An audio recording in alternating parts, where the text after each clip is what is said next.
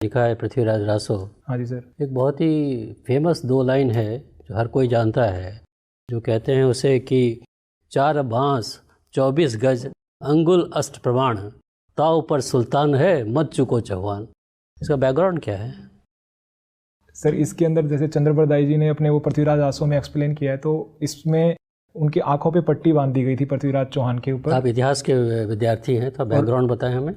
Sir Mohammad Ghori के साथ जो पृथ्वीराज चौहान का युद्ध हुआ था, उसके अंदर मोहम्मद गौरी के दरबार में जब उनको पेश किया गया था, तो जो उनकी अंगुली आंखों पे जो पट्टी बांध दी गई थी, तो पृथ्वीराज चौहान को ये जो लाइनें हैं वो मोहम्मद गौरी की आंखों पर पट्टी क्यों बांधी गई थी? सर उनको अंधा करने, क्योंकि वो युद्ध बंदी बनाए गए थे तराइन का जो सेकंड युद्ध हुआ था उसके अंदर, तो इसलिए वो एग्जैक्ट उनकी लोकेशन बताया जा रहा था कि मोहम्मद गौरी यहाँ बैठे हैं, तो आप उनको मतलब उन्होंने पृथ्वीराज चौहान उनको तीर से मार सकते।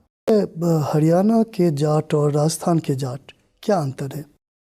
सर जैसे हरियाणा के जाट और राजस्थान के जाटों में एक तो सर समृद्धि का स्तर है, इकोनॉमिक जो स्तर है वो हरियाणा के जाटों में बेहतर नज़र आता है कंपेयर टू राजस्थान में।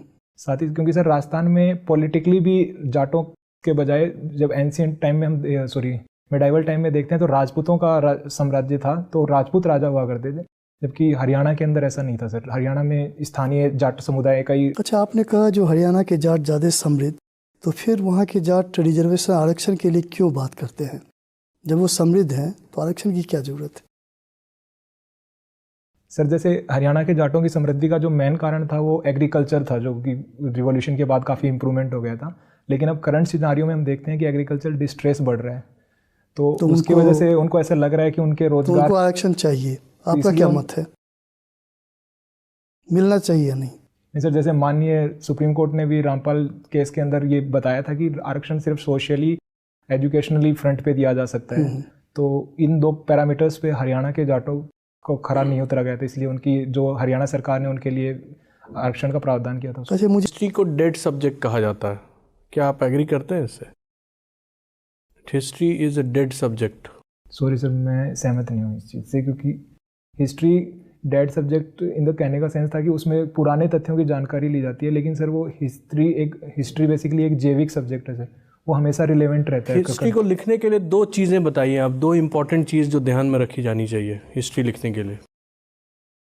सर हिस्ट्री लिखने के लिए सबसे महत्वपूर्ण तो तटस्थता जरूरी है सर, कि हम किसी भी चीज़ का बायस्ड ना लिखें। साथ ही सर हम लोग जो भी हिस्ट्री में लिख रहे हैं उसको फैक्ट एंड फिगर से सपोर्ट करना चाहिए, जिससे कि उसकी सत्यता बन नहीं रहे सर। अच्छा, गुजरात राजस्थान के बॉर्डर को सिक्योर करने के लिए कौन सा पैरामिलिट्री फोर्स है? Sir BSF.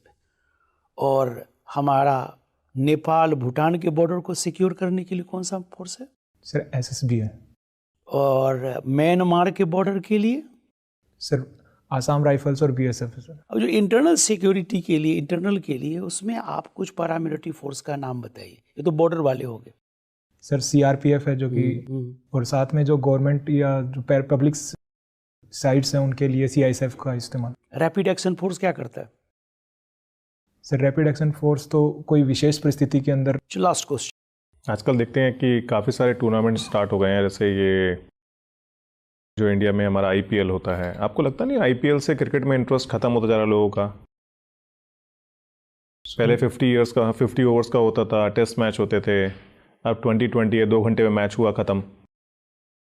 सर मुझे लगता है कि आईपीएल की वजह से क्रिकेट में इंटरेस्ट लोगों का बढ़ा है, पर टैलेंट तो कम हुआ है। नहीं, लगता है टैलेंट कम हुआ है, क्योंकि कोई भी आता है, घुमाता है, चल देता है बस। और 20 ओवर में आपको सबको अगर 10-10 बॉलें भी मिलती हैं तब भी काम पूरा हो जाएगा।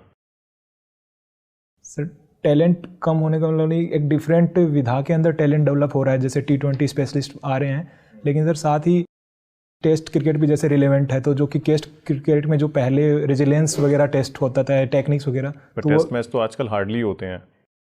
सर अभी दोबारा जैसे टेस्ट चैंपियनशिप जैसे सुधार लाए गए हैं, उसकी वजह से टेस्ट क्रिकेट को दोबारा रिलेवेंट करने। आपको याद है last time Indian cricket team कब किसी कंट्री में टेस्ट खेलने गई थी? सॉरी सर, अभी मुझे रिकॉल नहीं। ये इसलिए टेस्ट नहीं खिलाते हैं क्योंकि आजकल टेस्ट में पैसा बहुत कम है। नहीं सर, टेस्ट क्रिकेट में क्रिकेट की उसकी टेक्निक्स की असली टेस्टिंग तो टेस्ट क्रिकेट में होती है, तो टेस्ट क्रिकेट में दोबारा टेस्ट चैंपियनशिप जगह डे नाइट। मैं कह रहा हूँ कि आजकल थोड़ा टैलेंट कम होता जा रहा है, क्योंकि जो अच्छे क्रिकेटर होते हैं वो टेस्ट खेलना चाहते हैं, और जो बल्ला घुमाते हैं वो आजकल 20 खेलना चाहते हैं। सर आई थिंक ये बल्लेबाज टू बल्लेबाज उनकी स्पेशलिस्ट और उनके माइंडसेट पे डेवलप डिपेंड करता चलिए है। वो मैंने आज के दिन में प्रायः ऐसा देखा जाता है कि पब्लिक पुलिस रिलेशनशिप, पब्लिक को कॉन्फिडेंस पुलिस में नहीं है।